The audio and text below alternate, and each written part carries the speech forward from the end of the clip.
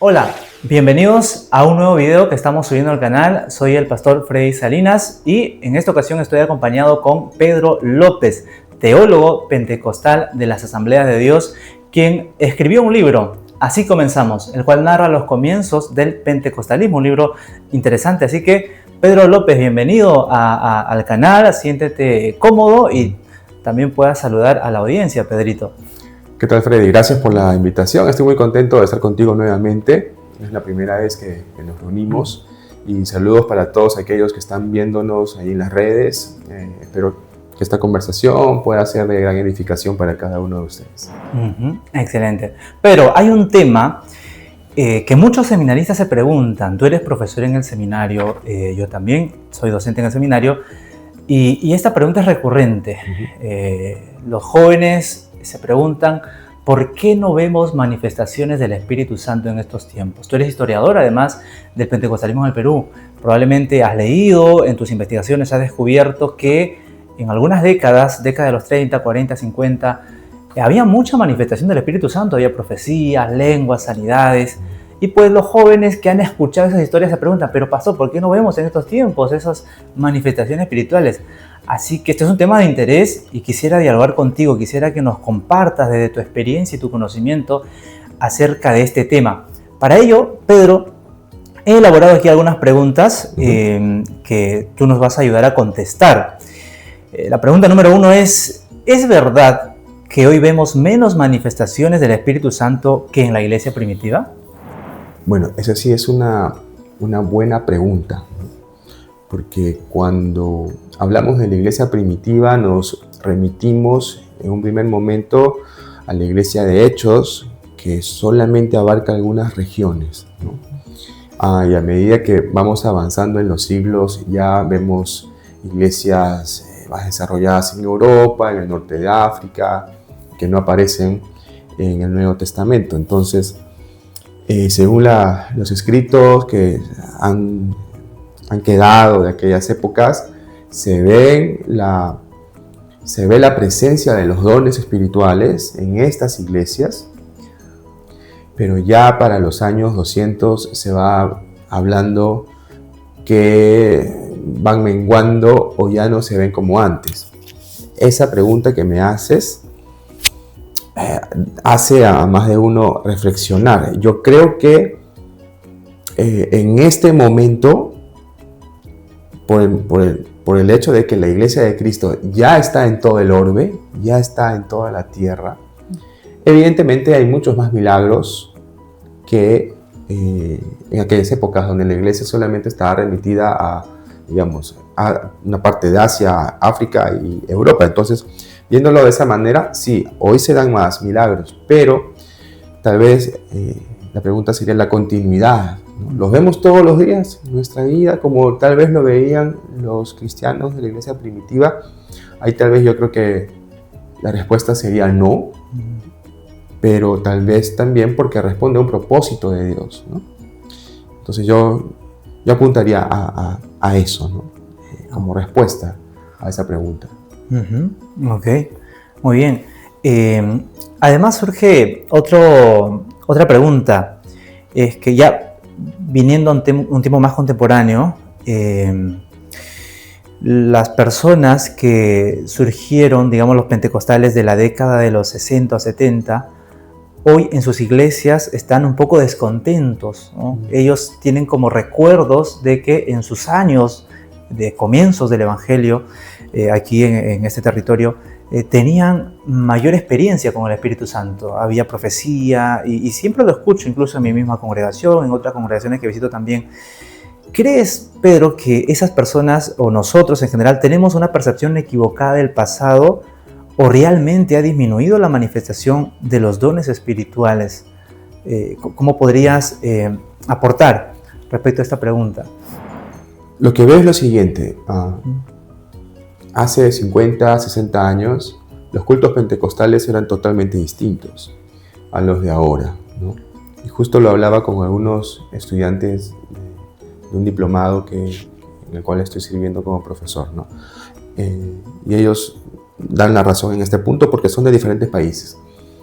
Antes no existía, número uno, lo que yo veo, una programación muy, digamos, muy bien estructurada de un culto, donde ya todos saben qué hacer y cuánto tiempo debe durar su participación. Incluso hasta la prédica de los pastores, en muchos casos ya está también ya regulada en el tiempo, no puede pasarse más la oración, la administración. Y yo digo, ¿no? A veces de forma graciosa, ¿no? Elaboramos nuestros programas y muchas veces nos olvidamos de incluir en ellos al Espíritu Santo. Todo está muy bonito, todo está muy bien programado, todo está muy ordenado, cronometrado, pero nos olvidamos incluir ahí a Dios en el programa. Y los pentecostales de hace 50, 60 años no tenían programas para sus cultos. Ellos iban y sus cultos podían durar 3, 4 horas, según lo que yo he escuchado. Y en esos cultos se veían la manifestación del Espíritu con diversos dones. Entonces, hoy día tenemos que acabar a la hora porque comienza el otro culto. Tenemos que acabar a la hora porque los hermanos tienen que hacer sus cosas los domingos en la mañana o en la tarde. Todo está muy bien parametrado. Nadie puede salirse más allá del tiempo establecido. Y es como que limitáramos a Dios. Entonces yo creo, Freddy, que la razón que en la actualidad no hay mucha manifestación del Espíritu Santo en nuestras reuniones es que ya nuestras reuniones están tan pero tan bien organizadas que ya como que Dios no tiene mucha cabida para actuar. Porque ¿qué pasaría si Dios se tomara el tiempo de empezar a actuar en el culto? Muchas veces tal vez se cortaría el tiempo, ¿no? Porque hay otro culto que debe empezar, porque las 2 horas es el tiempo límite. Veo eso en la actualidad. Ok, entonces en definitiva tu respuesta sería que hoy en día hay menos manifestación del Espíritu Santo, ¿verdad? Y una de las razones sería la programación, que somos demasiado estrictos los pentecostales, y entonces al final pues digamos la responsabilidad está en nosotros mismos. No es que Dios se haya limitado, no es que el Espíritu Santo se haya limitado solo para unas décadas y después ya no le dio la gana de seguir manifestándose, sino que nosotros somos los responsables de evitar que el Espíritu Santo se manifieste. Así es. Y en parte también es por la pérdida de la identidad pentecostal. Ya la nueva generación que surge quizás no se identifica mucho con el pentecostalismo. Quizás ese sería otro tema de conversación, ¿verdad? Sí, es verdad. Pero bien, interesante. Otra pregunta, estimado Pedro. Aquí viene otro factor quizás que podríamos encontrar que tiene que ver con una de las razones por las que no hay mucha manifestación del Espíritu Santo, es la institucionalización de la Iglesia. ¿Ha reducido el espacio para la acción espontánea del Espíritu Santo? Porque tú eres historiador, narras los comienzos y he leído parte de la historia también. Los comienzos son espontáneos. La Iglesia surge en el camino, va el misionero, predica en el campo y ahí la gente se convierte y comienza un grupo en su casa. Es espontáneo, pero hoy en día la Iglesia se ha institucionalizado, se ha jerarquizado también en cierto aspecto, ¿no? Entonces, ¿crees que eso sea un factor también para ver menos manifestación del Espíritu Santo? Yo creo que sí, y aquí tomo un ejemplo de lo que leí del avivamiento en la calle Azusa. Hay un libro muy bonito, se llama Azusa Street, el avivamiento que cambió el mundo, de Frank Batterman. Él es uno de los testigos privilegiados de ese avivamiento, porque en ese libro él habla del antes, durante y el después del avivamiento, porque él vivió esas 3 etapas. Y él, cuando empieza a narrar o a describir las reuniones en Azusa, él enfatiza mucho la espontaneidad.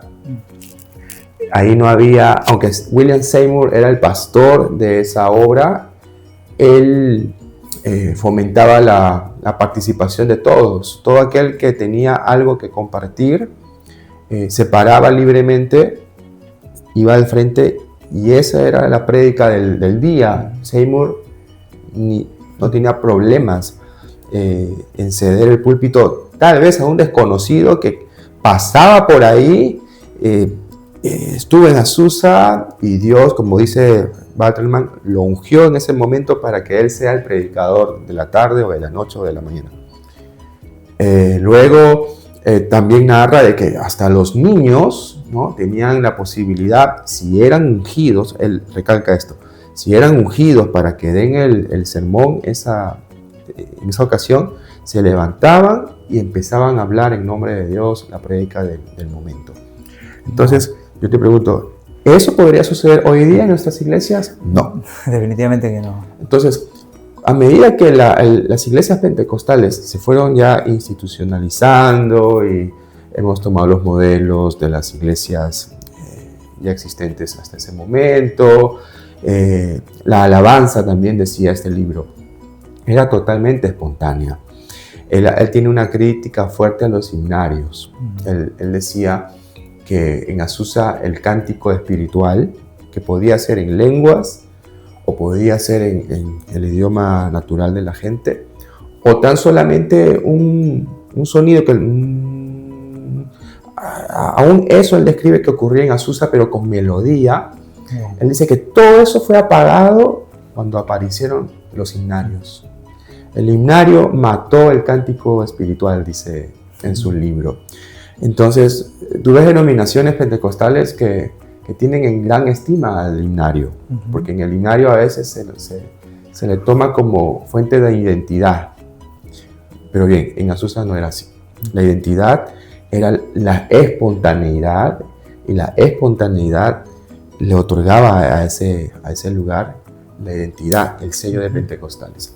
Entonces, a medida que las iglesias pentecostales se fueron estructurando, y como Israel en el Antiguo Testamento quisieron tomar modelos de las naciones alrededor y tener rey, igual las iglesias pentecostales fueron copiando modelos de iglesias externas al movimiento, es mi opinión que fueron dándole menos y menos lugar al Espíritu Santo, y eso nos ha llevado a lo que tenemos hoy. Iglesias pentecostales que bien parecieran una iglesia de alianza, una iglesia bautista, reformada, muy buena prédica, buena homilética, pero cero en dones espirituales, ¿no?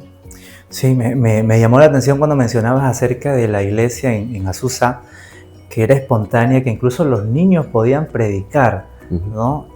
Hoy el culto pentecostal, y mira, voy aprendiendo mucho al respecto, hoy el culto pentecostal no es así, es muy distinto. Se guía demasiado de un programa, se mide bien y se escoge o se piensa antes de invitar a un predicador a compartir la palabra, incluso entre los mismos hermanos de la congregación. Como que hay un celo a quien se le entrega el púlpito.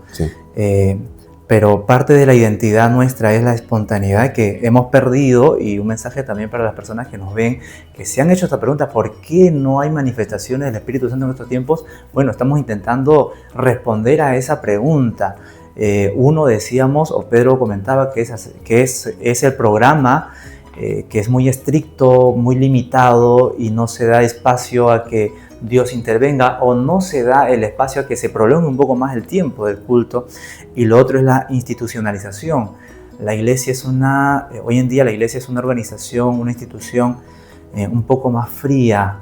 Ya no hay mucho calor pentecostal entre los mismos hermanos, incluso los niños tienen un culto aparte en muchas congregaciones, y bueno, no son parte del avivamiento pentecostal. Muchas cosas que hemos cambiado, y creo que vale la pena recordar y vale la pena repensar. Bien, Pedro, otra pregunta, intentando descubrir una de las razones por las que no hay mucho mover pentecostal, es esto, acerca de los excesos, las falsas profecías, porque cuando surge el pentecostalismo, a la par surgen también otros movimientos que se identifican con el pentecostalismo, pero son muy apresurados en dar profecías. Y muchas de esas profecías estaban equivocadas. Entonces, las falsas profecías han provocado que muchas iglesias rechacen el ejercicio de los dones. Sí. Eso ha ocurrido, ¿no?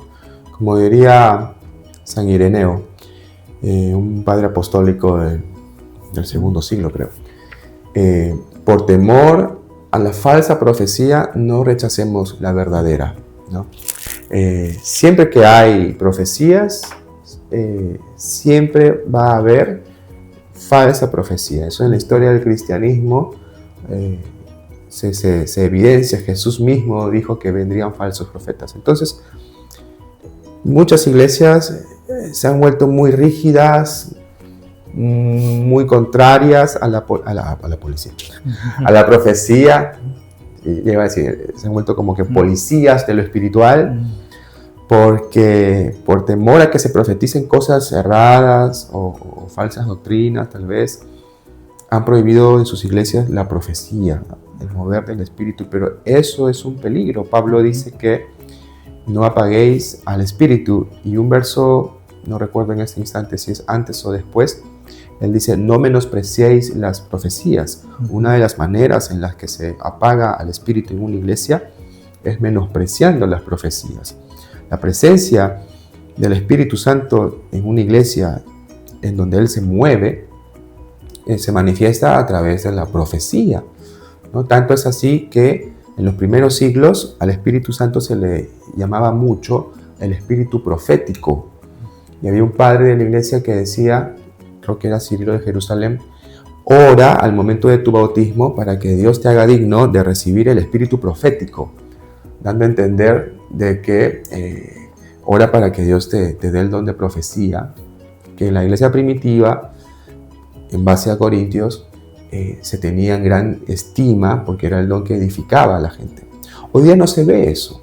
Hoy día no escucho pastores que estimulen a sus congregaciones a la búsqueda del don de la profecía, y tampoco veo pastores que den espacio, ya sea en el culto o ya sea en reuniones paralelas, para el ejercicio de los dones y mucho más el don de la profecía.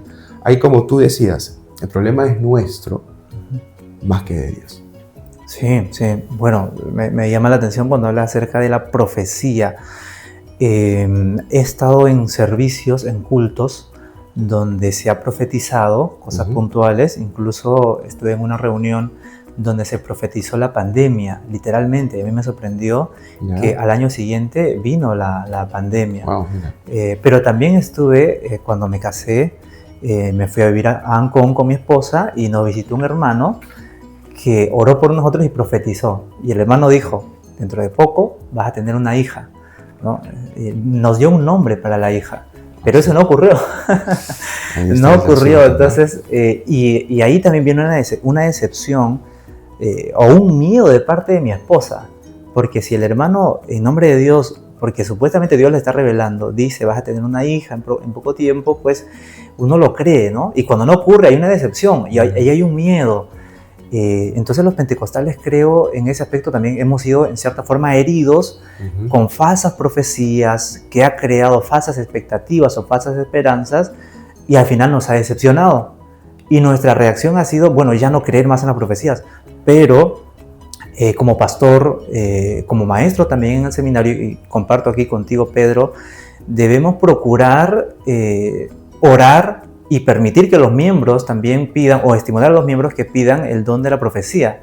Y me encanta el término espíritu profético, porque en el Antiguo Testamento, cuando el Espíritu Santo venía, hacía profetizar a la persona. Así es. ¿No? Es en el caso, por ejemplo, de Saúl. Saúl no era profeta, no era de la escuela de los profetas, pero cuando el Espíritu Santo viene sobre él, él profetiza. Entonces, una evidencia del bautismo en el Espíritu Santo o la manifestación del Espíritu Santo es la profecía. Es algo que debe acompañarnos siempre. Y lo dice Joel.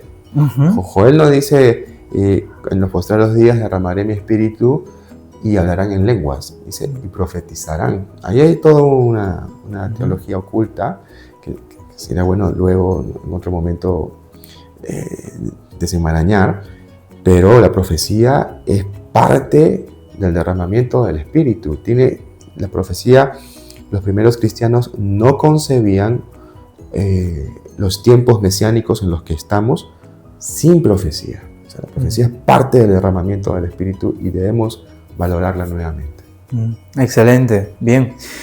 Mucho que reflexionar al respecto. Espero que este tema esté causando interés en buscar la presencia del Señor e intentar que volvamos a dar espacio al Espíritu Santo. Algunas preguntas más, Pedro, ya para cerrar. Esto es otro. En el caso de nuestra denominación Iglesia de Dios, en mi caso, me refiero de la Iglesia de Dios, hubo décadas en las que se prohibía cosas que era normal, pero en mi denominación lo consideraban pecado. Por ejemplo, ir al cine era considerado pecado. Yeah, sí. Entonces, porque hay un salmo que dice que no debemos sentarnos en silla de escarnecedores, y sentarse en una banca de cine es estar en silla de escarnecedores. Otra prohibición fue el chicle. Masticar chicle también era pecado. Sí. Tomar Coca-Cola era pecado. Entonces, muchas cosas que hoy en día son normal dentro del pentecostalismo, en ese entonces era pecado. Quería preguntarte, ¿crees que el miedo a ese fanatismo, porque si bien es cierto, hay que reconocer también, hemos tenido algunos excesos en el pasado, quizás una conducta muy fanática, pero el miedo al fanatismo, ¿crees que ha apagado también el mover genuino del Espíritu Santo? También puede haber contribuido, porque en reacción, ¿no?, a todo ese fanatismo o mala comprensión de ciertas cosas, entonces los hermanos han ido al otro extremo, ¿no? Entonces muchos quieren evitar el fanatismo y empiezan a estudiar teología, por ejemplo, ¿no? Entonces ya tú ves la transformación. Ya son más serios, Sí.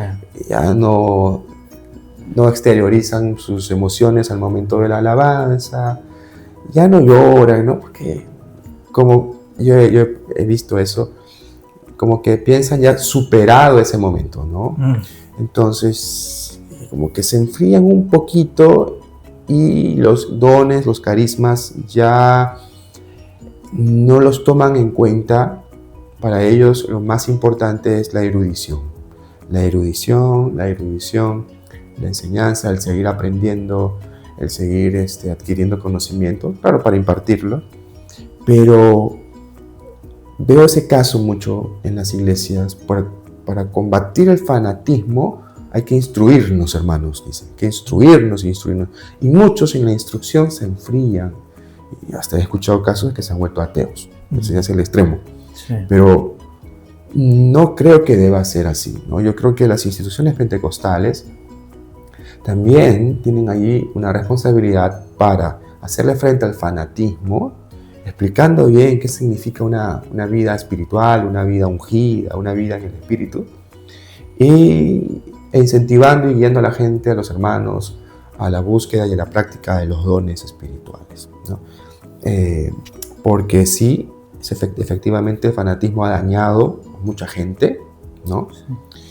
Pero la solución al fanatismo no es cerrarnos en los estudios que muchas veces enfrían a la gente, sino estudiar sí, pero estudiar a la luz, bajo el calor, bajo el fuego del Espíritu Santo, ¿no? Como los padres de la iglesia combinaban de manera exquisita la erudición, pero mira tú cómo hablan del Espíritu y de la acción del Espíritu en su época, a través de ellos, en sus iglesias.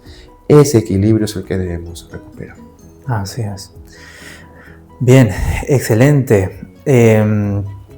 Una última pregunta, Pedro, y con esto vamos a cerrar, que yo sé que también es algo que muchos se preguntan.